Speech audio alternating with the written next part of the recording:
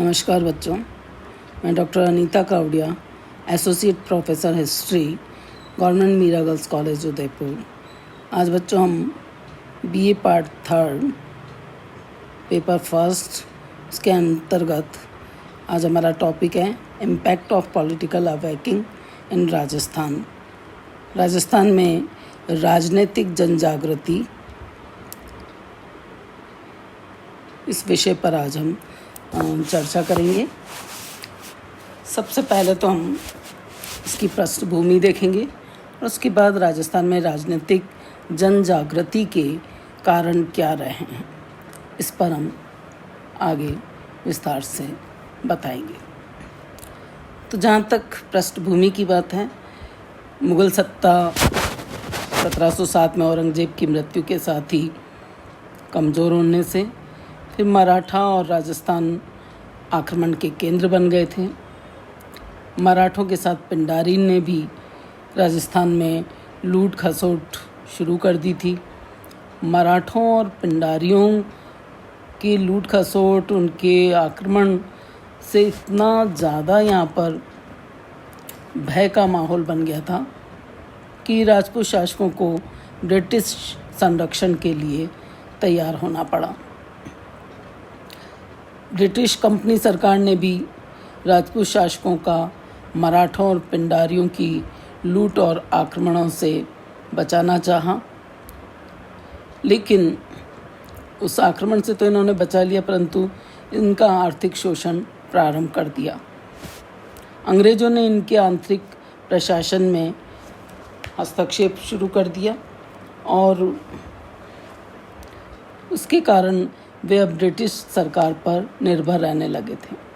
तो 1818 की संधि के साथ ही इन्होंने अपने सारे स्वामित्व के अधिकार अप्रत्यक्ष रूप से कंपनी सरकार को सौंप दिए थे।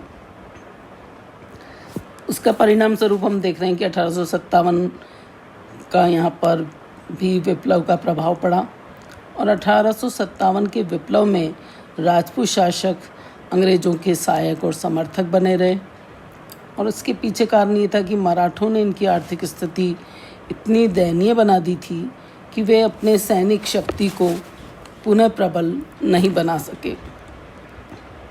इस विद्रोह के पश्चात भारत की राजनीतिक अवस्था में भी परिवर्तन आया और 1885 ईस्वी में भारतीय राष्ट्रीय कांग्रेस की स्थापना और फिर राष्ट्रीय चेतना की भावना हम देखते हैं कि प्रबल होने लगी। भारतीय राष्ट्रीय कांग्रेस के नेतृत्व में सब संगठित हुए और राष्ट्रीय चेतना आगे बढ़ रही थी। राजस्थान की इस दशा का चित्रण करते हुए कईयों साहित्यकारों ने, कवियों ने अच्छा उसमें चित्रण किया था और जन जागृति में उन्होंने बहुत बड़ा योगदान भी दिया था। 19वीं सदी के अंत तथा 20वीं सदी के प्रारंभ में राजस्थान में राजनीतिक चेतना का प्रभाव शुरू हो गया था और यहाँ की जनता भी देश के राष्ट्रीय आंदोलन से जुड़ने लगी थी। तो अब हम देखेंगे राजस्थान में ये जन जागृति के जो शुरू हुई थी उसके कारण क्या रहे, जनता कैसे आज़ादी के लिए प्रयासरत हो रही थी। तो राजस्थान में जनजागृति के उत्तरदायी कारण निम्न थे, जिसमें सबसे पहले किसान आंदोलन की हम चर्चा करेंगे। उसके बाद अंग्रेजी शिक्षा के प्रसार ने भी इस जनजागृति को प्रभावशाली बनाने में कैसे योगदान दिया। समाचार पत्रों की क्या भूमिका रही, समाचार पत्रों के माध्यम से साहित्यकारों का योगदान हम देखेंगे जनजागृति के कारणों में। और तत्पश्चात हम मध्यम वर्ग की भूमिका, दयानंद सरस्वती और आर्य समाज के प्रभाव, साथ ही क्रांतिकारी गतिविधियों का इस जनजागृति पर क्या प्रभाव पड़ रहा था, और फिर विश्व स्तर पर हम देखेंगे कि प्रथम विश्व युद्ध की राष्ट्रीय चेतना में क्या भूमिका रही थी। तो राजस्थान में जनजागृति के कारणों में सर्वप्रथम हम ले रहे हैं किसान आंदोलन। राजस्थान के लोगों में राजनीतिक चेतना जागृत करने में किसान आंदोलन की महत्वपूर्ण भूमिका रही थी। बिजोलिया का किसान आंदोलन या फिर अलवर और भरतपुर के किसान आंदोलन, इन सब का हम देखें तो राजनीति से प्रत्यक्ष संबंध नहीं था। फिर भी इस आंदोलन में न तो किसी राजनीतिक दल ने समर्थन किया था और न ही प्रत्यक्ष रूप से इनका राजनीति से कोई संबंध था। तो किसान आंदोलन का जो उद्देश्य किसी राजा को हटाना नहीं था, अपितु प्रचलित सामंती व्यवस्था की बुराइयों को उजागर कर उसे बदलने की आवश्यकता पर इसमें बल दिया गया था। इस आंदोलन ने निरंकुश शासकों के विरुद्ध आवाज़ उठाई, इसलिए उदार विचारों के लोगों ने इस आंदोलन का समर्थन किया। तो हम देखते हैं कि जो भारतीय राष्ट्रीय कांग्रेस का प्रथम चरण था 1885 से 1905 ईस्वी तक का, और उस समय इसका नेतृत्व उदारवादी दल और वो प्रमुख नेता कर रहे थे। इसीलिए यहाँ पर भी किसान आंदोलन जो थे, तो उदार विचार के लोगों ने किसान आंदोलन का समर्थन किया था। किसान आंदोलन ने शासकों और जागीरदारों के निरंकुश शासन को चुनौती देते हुए जनसाधारण में राजनीतिक चेतना उत्पन्न कर दी थी। दूसरा कारण था अंग्रेजी शिक्षा का प्रसार। राजस्थान में जनजागृति के विकास में अंग्रेजी शिक्षा के प्रचार प्रसार का भी बहुत बड़ा योगदान रहा है। इस समय राजस्थान की अनेक रियासतों में अंग्रेजी शिक्षण संस्थाएं स्थापित हो चुकी थी। अंग्रेजी भाषा के प्रचलन से राजस्थानी राज्य तथा शासक विदेशी लोगों के संपर्क में आने लगे थे। तो इस प्रकार अंग्रेजी शिक्षा और भाषा के संपर्क में आने से राजस्थान के लोगों के मस्तिष्क में अनेक विचार उत्पन्न हुए, जो उनकी स्वतंत्रता और राष्ट्रीय प्रेम को उजागर कर रहा था। अंग्रेजी प्रशासन में राजकीय पदों पर होने वाली नियुक्तियों में बेरोजगार नवयुवकों को निराशा मिल रही थी, क्योंकि समानता और योग्यता के आधार पर नियुक्ति नहीं मिलती थी। तो इस तरह से शिक्षित नवयुवकों ने राजस्थान में राष्ट्रीय चेतना जागृत करने में भी महत्वपूर्ण भूमिका निभाई थी, क्योंकि रोजगार उनको नहीं मिल रहा था। समान योग्यता होते हुए भी उनको बेरोजगारी का सामना करना पड़ रहा था। तो इसलिए अंग्रेजी शिक्षा के प्रसार ने भी जनजागृति में योगदान दिया था। तीसरा है समाचार पत्रों और साहित्यकारों का योगदान। राष्ट्रीय और राजनीतिक जनचेतना में समाचार पत्रों और साहित्य का भी बहुत बड़ा योगदान रहता है। राजस्थान में भी यदि हम देखें, इस जनजागृति में समाचार पत्रों ने अपना महत्वपूर्ण योगदान दिया था, और समाचार पत्रों के माध्यम से जन चेतना के प्रचार का सर्वप्रथम केंद्र राजस्थान में अजमेर बना था। अजमेर से प्रकाशित होने वाले समाचार पत्र देश हितैषी था, परोपकार, जगहितकारक, राजस्थान समाचार, राजस्थान टाइम्स, राजस्थान गजट आदि थे, जिन्होंने इसमें योगदान दिया। 1885 ईस्वी में राजपूताना गजट और 1889 में राजस्थान समाचार प्रकाशित हुआ था। इन समाचार पत्रों में स्थानीय ब्रिटिश अधिकारियों की आलोचना की जाने लगी थी, और इसमें विजय सिंह पथिक ने भी राजस्थान केसरी का प्रकाशन शुरू किया था, जो कि सप्ताह में एक दिन निकलता था। और 1922 में राजस्थान सेवा संघ ने नवीन राजस्थान नामक समाचार पत्र प्रकाशित किया, जिसमें बिजोलिया, बेगू, भोमट, ये जो किसान आंदोलन हुए थे, उन आंदोलनों के कारण और उनकी सारी जो गतिविधियां थी, उन घटनाओं को उजागर किया था।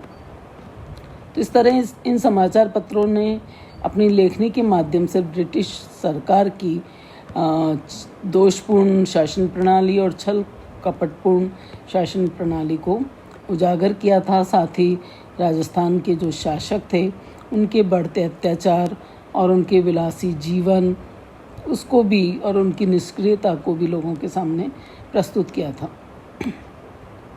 तो वो जो सब कुछ जनता समझने लगी थी, तो वो जनता राजस्थान में बदलाव के लिए उत्सुक हो गई थी। इस तरह से समाचार पत्रों ने भी सारी पृष्ठभूमि और जो उन पर जनता पर जो अत्याचार किए जा रहे थे ब्रिटिश सरकार के द्वारा, उसको उजागर करने में महत्वपूर्ण भूमिका निभाई थी। जहाँ तक साहित्यकारों का योगदान की बात है, साहित्यकार, समाचार पत्रों के अलावा साहित्यकारों ने भी राष्ट्रीय चेतना को जागृत करने में अपना योगदान दिया था। सफल प्रयास इन्होंने किया था। राजस्थान में राष्ट्रीय जन चेतना उत्पन्न करने वाले प्रमुख साहित्यकारों में केसरी सिंह बारठ, जिनकी वीर रसपूर्ण कविताएं, इनकी भूमिका बड़ी महत्वपूर्ण रही है। इसी तरह से सूर्यमल मिश्रण द्वारा रचित वीर सतसई और जयनारायण व्यास द्वारा प्रकाशित राजस्थान हेराल्ड तथा पंडित हीरालाल शास्त्री के गीतों ने भी एक नवीनतम मार्ग प्रशस्त किया था। जागरूकता फैलाने में इन साहित्यकारों की रचनाओं ने भी बड़ा योगदान दिया था। अगला बिंदु राजस्थान में जन जागृति के कारणों में हम ले रहे हैं मध्यम वर्ग की भूमिका। भारतीय राष्ट्रीय आंदोलन में मध्यम वर्ग की भूमिका रही है और इस वर्ग में वकील आते थे, शिक्षक, इंजीनियर, चिकित्सक, वैज्ञानिक, साहित्यकार, बुद्धिजीवी, व्यवसायी जो होते थे और पत्रकार, ये इस वर्ग में आते थे। इस वर्ग का मुख्य कार्य था भारतीयों में राष्ट्रीय जन चेतना उत्पन्न करना। मध्यम वर्ग के प्रतिनिधियों में विजय सिंह पथिक, माणिक्यलाल वर्मा, रामनारायण चौधरी, हरिभाऊ उपाध्याय, जयनारायण व्यास, मास्टर भोलानाथ और गोकुल भाई भट्ट, ये प्रमुख साहित्यकार और बुद्धिजीवी थे, जिन्होंने अपने अपने प्रांत में मध्यम वर्ग का प्रतिनिधित्व किया था और राजनीतिक चेतना इन्होंने प्रज्वलित की थी। इस प्रकार राजस्थान की राजनीतिक जनचेतना को जागृत करने में मध्यम वर्ग ने महत्वपूर्ण भूमिका निभाई थी और यहाँ के शिक्षित नवयुवकों को प्रजातंत्र और राष्ट्रवाद के बारे में जोड़ा था और साथ ही मध्यकालीन जो सामंती व्यवस्था थी, निरंकुश शासन व्यवस्था थी, उसको उखाड़ फेंकने के लिए जागरूक किया था। अगला है आर्य समाज का प्रभाव। स्वामी दयानंद सरस्वती, जिन्होंने इसकी स्थापना की थी, जो मुख्यतः धर्म सुधारक थे, पर धर्म सुधारक के साथ साथ राष्ट्रीयता के भी वो अग्रदूत थे और राजस्थान में राजनीतिक चेतना उत्पन्न करने का श्रेय कई बार इतिहासकार दयानंद सरस्वती को भी देते हैं। इन्होंने हिंदू धर्म, समाज और राष्ट्र के उत्थान में अपने प्रयास किए थे और यदि हम देखें 1865 में करौली राज्य के राजकीय अतिथि के रूप में राजस्थान की इन्होंने यात्रा प्रारंभ की थी और इसके बाद वो भरतपुर, चूरू, जयपुर, जोधपुर, उदयपुर गए थे और यहाँ पर उन्होंने राजा महाराजाओं, जागीरदारों और जनसाधारण से संपर्क किया था। 4 बातें इन्होंने बताई थी: स्वधर्म, स्वराज्य, स्वदेशी और स्वभाषा, जो लोगों को बहुत प्रभावित की। और 1880 से 1890 के अंतराल में राजस्थान में आर्य समाज की विभिन्न शाखाएं खोली गई थी और साथ ही संस्था ने सामाजिक सुधारों के साथ राष्ट्रीय शिक्षा का भी प्रचार प्रसार किया था। तो इस प्रकार स्वामी दयानंद सरस्वती और उनके आर्य समाज ने राजस्थान में सामाजिक और धार्मिक सुधारों की आवश्यकता की अनुभूति ही नहीं कराई, अपितु यहाँ के लोगों को राजनीतिक सुधारों के प्रति भी जागरूक किया था। साथ ही हम देखते हैं कि क्रांतिकारी गतिविधियों का प्रभाव भी राजस्थान में पड़ा था और जन जागृति में उसमें सहयोग मिला था। 1906 में भारतीय राष्ट्रीय कांग्रेस की नीति में बहुत बड़ा परिवर्तन आया था, जो कि उग्र राष्ट्रवाद कह सकते हैं। इस नीति से संबंधित लोग क्रांतिकारी कहलाए थे और भारत के सभी प्रांतों में क्रांति की आग सुलगने लगी थी। तो ऐसी परिस्थितियों में राजस्थान में भी इसका प्रभाव पड़ा था। राजस्थान में अजमेर क्रांतिकारी गतिविधियों का केंद्र बन गया था और राजस्थान में अजमेर क्रांतिकारी गतिविधियों का जो केंद्र बना था उसमें श्यामजी कृष्ण वर्मा ने एक पृष्ठभूमि तैयार कर दी थी। ये दयानंद सरस्वती के शिष्य थे और इन्होंने ऑक्सफोर्ड विश्वविद्यालय से बीए की उपाधि ली थी। अजमेर में वकालत की थी। बाद में ये मेवाड़ राज्य के दीवान भी नियुक्त किए गए थे। इसके अलावा साथ ही हम देखते हैं ब्रिटिश सरकार ने इसमें जो भूमिका निभाई थी, राजस्थान में क्रांतिकारियों का जो नेतृत्व कर रहे थे अर्जुन लाल सेठी, केसरी सिंह बारठ, राव गोपाल सिंह, विजय सिंह पाथिक, इन सबको बंदी बनाने का ब्रिटिश सरकार ने प्रयास किया था। उससे भी ये जनजागृति की भावना और फैली थी। अर्जुन लाल सेठी ने अजमेर को केंद्र बनाकर सर्वप्रथम जैन शिक्षा सोसाइटी की स्थापना की थी और राजस्थानियों को जन जागृति के लिए प्रेरित किया था। इसी तरह से केसरी सिंह बारठ, जिनका जन्म शाहपुरा भीलवाड़ा में हुआ था और वे लोकमान्य तिलक के विचारों से प्रभावित थे, क्रांतिकारी कार्यकर्ता के साथ ओजस्वी कवि भी थे और इन्होंने भी कोटा में क्रांतिकारी दल भी गठित किया था, जिसके सदस्य बाद में कई लोग बने थे, जिसमें गुरुदत्त, लक्ष्मी नारायण, हीरालाल लहरी आदि थे। केसरी सिंह बारठ के पुत्र प्रताप सिंह भी बाद में क्रांतिकारी कार्यों में संलग्न हो गए थे और उन्होंने भारत के गृह सदस्य रेगिनाल्ड डे कैडॉक की हत्या कर दी की योजना बनाई थी, लेकिन फिर वो सफल नहीं हो सके थे। तो ये देखने में आता है कि राजस्थान में क्रांतिकारी गतिविधियों को प्रचारित करने और राजनीतिक चेतना जागृत करने में कई क्रांतिकारियों की महत्वपूर्ण भूमिका रही थी और उस भूमिका को निभाते हुए राजस्थान में स्वतंत्रता संग्राम का आधार भी तैयार हो रहा था। तो देश की गतिविधियों ने तो राजस्थान में भी और अलग अलग हिस्सों में जन जागृति पैदा करने में भूमिका निभाई थी। साथ ही हम देखते हैं विश्व स्तर पर भी प्रथम विश्व युद्ध की राष्ट्रीय चेतना में भी भूमिका रही है।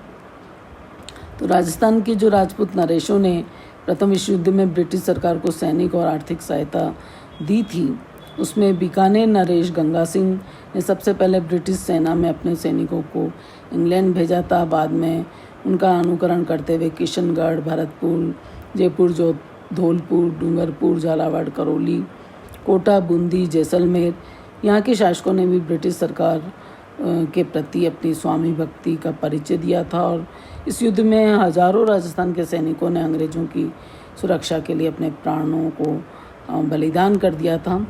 और जो सैनिक वहाँ से बचकर राजस्थान लौटे थे, उन्होंने अपने सगे संबंधियों को ब्रिटिश सरकार के जो कटु कार्य थे, उनकी जो भूमिका थी, उसकी जानकारी दी थी और इस सब को सुनकर यहाँ के लोगों में बड़ा आक्रोश उत्पन्न हो गया था और राजस्थानी जनता ने तब सोचा कि आंदोलन का मार्ग